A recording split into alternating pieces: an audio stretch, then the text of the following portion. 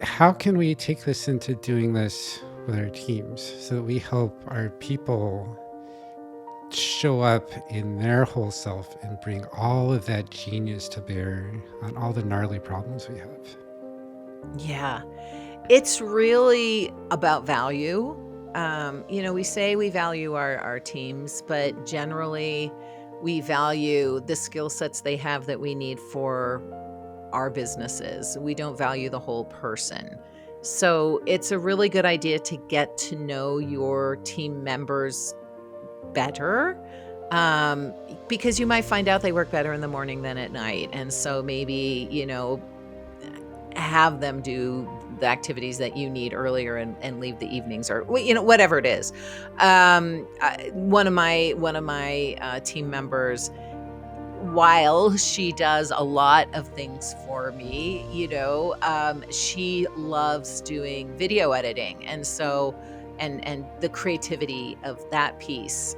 And so I try and create more opportunity for her to do that. And maybe, it ends up being that I use her to do video editing, not only for myself, but for my clients. And I find somebody else to do the work that she doesn't love doing. And maybe a different team member just loves the strategy of it all. Great.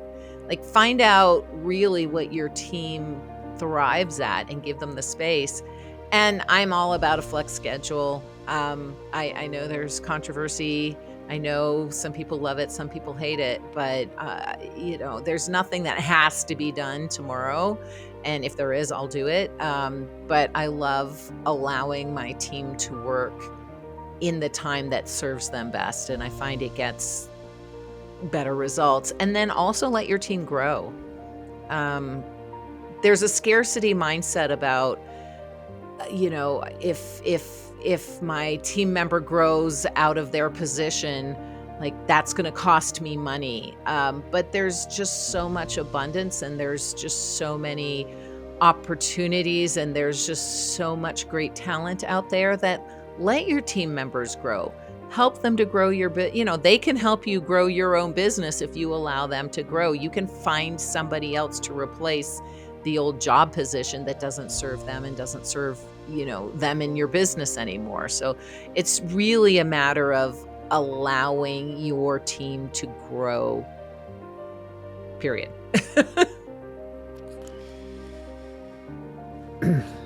There's always anything that you don't want to do. If there's more than, there's almost certainly someone on your team who would love to do that for you. Yes. Yeah. And even if there are rules from someone that says this is who has to do what, they aren't on your team. They're probably not, I really hope, spying on you, tracking every movement. So how the team works internally can be completely different from how the team seems to be working from externally. Yeah. Maybe manager has to be the one that sends the status report that people want. Manager doesn't have to write it. They just have to sit. Anyone on that team, or a bunch of people on the team, could write that status report and then send it to the manager, who will then send it on to whoever. And you have to, this just seems so obvious, but it's also not very practiced. You have to create a safe environment for people to tell you what they like to do and what they don't like to do. And it's not that, sure, you're only going to do what you love. Like, don't get me wrong. There are tasks I still do that I don't love, but, but definitely allow an environment where people can communicate honestly about what's serving them and what's not serving them. Because quite frankly, if it's not serving them, they're not going to stick. They're just not going to stick. So find out sooner rather than later and see if you can grow them within the company. And if you can't, then it's a good time to cut bait, but before either one of you gets hurt anymore. But that open communication, that honest communication. The other thing, and I'm kind of guilty, I don't do this myself, so this is definitely do as you say and not as you do, but my team now is not big enough. My team before was. But things like, human design, ENFP, like personality tests, Myers-Briggs, whatever tool you want to use, those really can help you decipher who on your team is best to do what, and then you can play to their strengths rather than their weaknesses. I really love all the personality assessments. Yeah. Not necessarily as a this is who you are, Right. but much more as a this is a way to start a conversation. So this particular slice through someone's understanding of how people work suggests that you're going to work in this way. How does that resonate for you? It's spot on. Great. Let's talk more about that. This part of it doesn't make sense. Great. How does that part work for you? It's not about that this test says this is who I am, and so that's who I am. It's that this test gives me some places to start, and then we can have a conversation about how do you work best. Absolutely.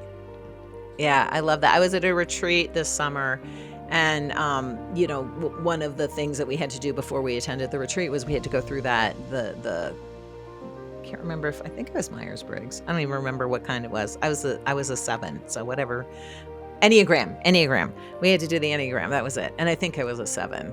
I might be making that up too. Anyway, the point being, it was a launch for conversation, but because the people who held the retreat knew the Enneagram numbers of all of the attendees and what that actually meant, they could design a day or a whole retreat actually, that served all of our different personality types. And so there were breakouts that would serve that community and that community, but we did different things because of how we learned and how we processed.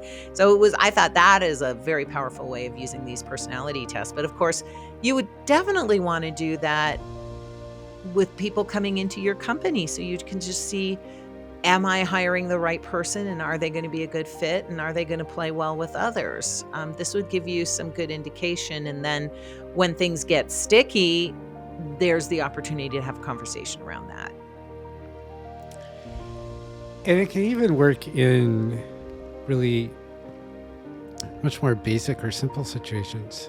Like you said earlier, how some people don't want flex time. Well, flex time doesn't mean they don't love it. You get to work. Flex time means you work whenever you want. It doesn't have to mean you can't work in structure.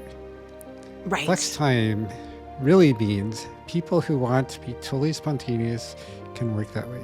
People who want to work by a very rigid and controlled schedule, they get to do that too. And everyone else in between gets to do what's right for them. Yeah. Just, set up expectations. It's like, if it's easier with the rigid schedule, like I'm going to be working 9 to 5 and I'm going to have off noon to 1. Okay, cool. I'll know not to, expect something to be done between noon and 1. And then for my folks who are two of my employees are in the Philippines, they will work US hours, but I'm like, there's really no need for you to. I don't, anything that needs to be done can be done within 24 hours. It doesn't have to be done within 2 hours. Like, please stop staying up till 3 o'clock in the morning thinking that you have to be awake while I am working. You do not need to do that. So it took for a while for them to believe me, but eventually they did. I'm glad. We have one meeting a week where we're in a U.S. time zone, but which is actually super early for me. But it's fine.